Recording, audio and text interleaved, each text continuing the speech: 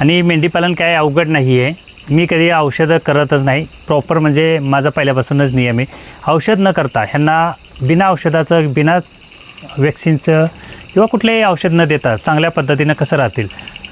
काही लोक त्याच्यात कॅल्शियम वगैरे, मिनरल वगैरे टाकतात. मी टाकत नाही, कारण मी जर चारा मुरघास चांगला केला तर मला माहिती आहे त्याचं काहीच गरज लागत नाही. त्या पद्धतीनं मी करतो.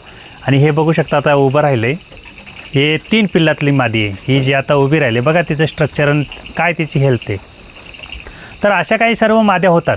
फक्त काय आहे, ह्यांचा स्वच्छता एक विषय राहतो आणि दुसरा म्हणजे ह्यांना चारा चांगला लागतो. ह्या 2 गोष्टी जर आपण केल्या तर मेंढीपालनात काय होत नाही. आणि जरी कुणाला मोठा ब्रीडरचा पाहिजे असेल, 4 दातावरती आहे पवळे साहेबांकडे, कुणी मला सांगा नांदेडमध्ये आहे, तो तुम्हाला भेटू शकतो. मी पवळे साहेबांचा नंबर तर सर्वांकडेच आहे, कारण मी तो स्टोरीला लावलेला. तर कुणाला जर 4 दातावरचा ब्रीडर पाहिजे असेल तर पवळे साहेबांचा मेल आहे विक्रीसाठी. म्हणजे विकतायत का, तर त्यांना ब्लड लाईन एक नाही करायची, तर 2 ब्लड लाईन करायचे आहेत ह्याच्यासाठी. म्हणजे त्याची पिल्लं आहेत, त्याच्यामुळे त्या पिल्लांपासून त्यांना क्रॉस करायचं नाही, म्हणून तो विकणार आहेत. आणि जरी कुणाकडे एक्सचेंज असेल, बाबा माझा ज्ञान तुमचा द्या, तरी ते तयार आहेत, तयारीमध्ये आहेत. त्या पद्धतीनं जरी कुणाला पाहिजे असेल तरी तो मिळेल, काय विषय नाही. फक्त मेंढीपालन आपल्या भागात काय चालतं त्याच्यानुसार करा. मेंढीपालन करताना खूप साऱ्या गोष्टी होतात, खूप गोष्टी घडतात, खूप सारे चांगले फायद्याच्या होतात, काही गोष्टी तोट्याच्या पण होतात. तर अशा काही गोष्टींमधनं मेंढीपालन होत असतं. आता काही गोष्टी मी जेव्हा सांगत असतो लोकांना, तेव्हा लोकांची एकच गडबड असते की आम्हाला प्राणी द्या, बाकीच्या गोष्टी आम्ही आमच्या पद्धतीनं करू. तर आज नाही उद्या ही वेळ तुमच्यावरती येणार, तुम्हालाही तशा पद्धतीची अडचण येणार. आता खूप सारे लोक म्हणतात की ही लहान जी कोकरं असतात, यांचं वजन वाढत नाही, ह्यांचं त्या पद्धतीनं झालं नाही, होत नाही. तर एकदा तुम्ही आमच्या पद्धतीने सारखा फॉर्म्युला करून पहा. एकदा त्यांना वरती राहण्याची व्यवस्था ठेवा आणि त्यांना जे काय आम्ही खुराक कन्सेप्ट करतो त्या पद्धतीनं जर खुराक कन्सेप्ट केला तर ही त्या पद्धतीनं राहतात, काहीही विषय होत नाही. फक्त काय होतं म्हणजे मला पण जे कळलं ते मी तुम्हाला सांगतो की जोपर्यंत तुमचा चारा प्रॉपर होत नाही तोपर्यंत मेंढीपालनात तळ्यात मळ्यात राहतं.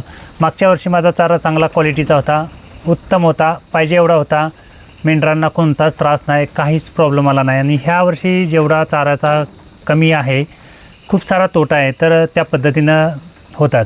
आणि मी नेहमी सांगत असतो की काही लोकांनी मला विचारलं होतं की ह्यातल्या 2 पिल्लातला, 3 पिल्लातला, 4 पिल्लातला मेल चांगला असतो का. तर मी सांगतो 1 पिल्लातला जरी असला, म्हणजे एकटा मेल जरी झालेला असेल तरी तो उत्तमच असतो. फक्त नारी सुवर्णचा मेल पाहिजे. आता आपण जो मेल दिला होता त्या मेलपासून त्या सरांकडे 3 माद्या झाल्या, 2 मेल आणि 1 फिमेल, म्हणजे पहिल्याच वेताला पहिल्याच ह्याच्यामध्ये 3 पिल्लं झाली त्या मादीला. तर आपण जे काय करतो, तुम्ही क्रॉसमध्ये करा, कशामध्ये करा, काही प्रॉब्लेम नाही. फक्त ह्याचा जो नर आहे, हा नर तुमचा जो कोणी विश्वासाचा असेल किंवा जो कोणी क्रॉसिंगच करत नाही, बाबा मी ओरिजिनल ते ओरिजिनल ठेवलं आहे, अशाकडून घ्या, काहीही प्रॉब्लेम येत नाही. तुमच्या साध्या माद्यांना क्रॉस करा, काहीही प्रॉब्लेम नाही. साध्या माद्यांनाही पिल्लं होत आहेत, सर्व तसंच सेम आहे, फक्त थोडंसं लेट होतं आहे, बाकी काय नाही. आणि 3 जनरेशनचा आणि 4 जनरेशनचा तसा काही विषय येत नाही. फक्त मेंढीपालन करताना चारा मेन फोकस ठेवा. तुम्ही ह्या मेंढरांचे वजन कसं वाढेल तेही आपल्याला माहिती आहे, ह्या मेंढरांना औषध काय लागेल तेही सर्व करता येतं. पण जर चारा चुकला तर चाऱ्याचं काही करता येत नाही. मेंढीपालनात काय, लहान कोकरांना तुम्हाला लई काही तामजाम नसतो. माझ्यासारखी थंडी कुठंच नाही, माझ्यासारखं वातावरण कुठेच नाही, तरीसुद्धा ह्या ठिकाणात ह्या असल्या वातावरणात ही जगतात. ह्यावेळी तर खूप सारा त्रास झाला. 2026 तर माझ्यासाठी खराबच गेलं. पण माझ्यासाठी खराब गेलं म्हणून माझा अनुभव लोकांना सांगितला नाही का, तर सांगितलाच ना. त्या पद्धतीनं काही लोकांनी केलं तर त्या पद्धतीनं रिझल्ट आला, विषय येत नाही. फक्त आता देताना थोडं स्लो होत चाललेलं आहे. आज शेळके साहेबसुद्धा खुश असतील, कारण त्यांना प्राणी भेटलेले आहेत.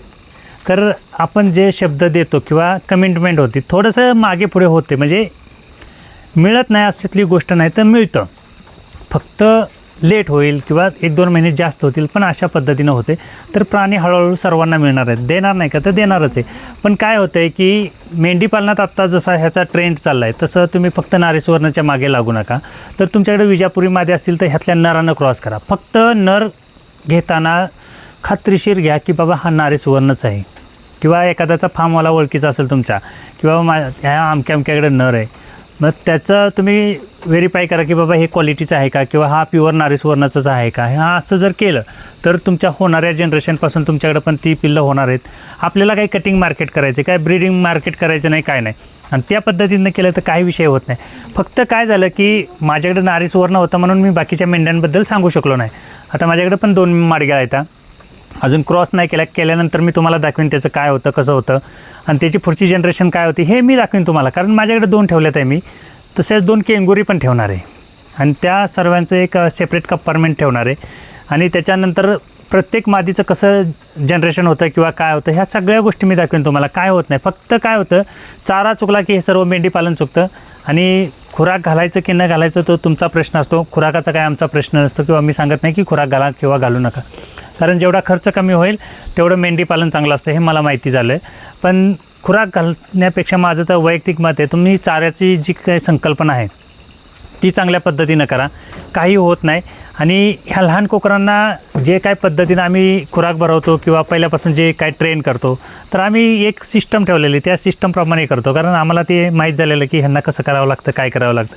तर आता हा बघू शकता साठे साहेबांचा हिरो आहे, त्याला अजून दिलं नाही खुराक म्हणून बघा काय करतोय. तर हे अशा पद्धतीनं होतं, कारण त्याला माहिती आहे बघा ह्याच्यात खुराक असतं. आता खोललं की बघा तो कसं करेल. तर हे त्या पद्धतीचं असतोय बघा, आहे ना. आता ते खाली टाकले ते त्याच्यातलं खाईल. मग ते लहानपणापासून आम्ही बघा आता आहे, त्याला कळते ना मला इथं खुराक आहे वगैरे वगैरे ह्या गोष्टी. तर आम्ही करताना अशा पद्धतीनं करतो, किंवा आम्ही त्या पद्धतीनं नियोजन करतो की जेणेकरून ह्यांना पुन्हा पुन्हा त्रास झाला नाही पाहिजे. आणि जेव्हा लहानपणामध्येच ती क्वालिटीची होतात त्याच्यानंतर तुम्हाला पुढचा त्रास राहत नाही. आणि तसं जर तुम्ही जनरेशन केली तर सर्वात उत्तम मेंढीपालन आहे. कोणत्याही मेंढ्या असू द्या, नारी सुवर्ण आहे म्हणून नारी सुवर्णच घ्या, कधीच घेऊ नका. तर तुमच्या भागात ज्या मेंढ्या चालतात त्या मेंढ्या घ्या. माझ्या भागात कसं आहे, आणि तुम्हाला मी सांगतो का मी तसं सांगतोय, तर आविशान एक मेंढी आहे, निजामपुरी एक आहे, द्वारपर एक आहे, म्हणजे चांगलं उत्पन्न देणाऱ्या. पण त्या मेंढ्या आमच्या भागामध्ये घेतच नाहीत. आता ह्यातले काही प्राणी मेल जे असतात, म्हणजे मेंढा बोलतात आमच्याकडं, ते ईदसाठी जातात. तर आता ईदचा काही जो नियम आहे, तर त्याच्यामध्ये 2 दात लागलेले असतात, म्हणजे नराला 2 दात लागलेले पाहिजेत. कानामध्ये टॅगिंग वगैरे काही चालत नाही. तसंच आमच्याकडे ज्या लांब शेपटाच्या मेंढ्या आहेत, निजामपुरी पण लांब शेपटाची, आविशान पण लांब शेपटाची, डॉर्पर पण त्याच पद्धतीची.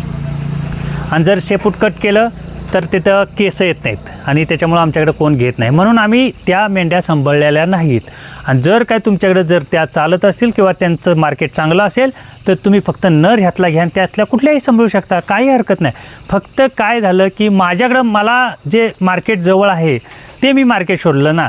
आता समजा माझ्याकडे निजामपुरी असती किंवा आविशान असती किंवा डॉर्पर असतं किंवा हे काय वेगळे असते आता, तर मला इथून चाकणच्या बाजारावर न्यावं लागलं असतं, कारण माझ्या इकडे कोण घेणार नाही त्याला. यात मला रोज कापावं लागलं असतं. हे 2च ऑप्शन राहिले असते माझ्याकडे. पण माझ्याकडे हे असल्यामुळे काय झालं की हे धार्मिक कार्याला जास्त जातं.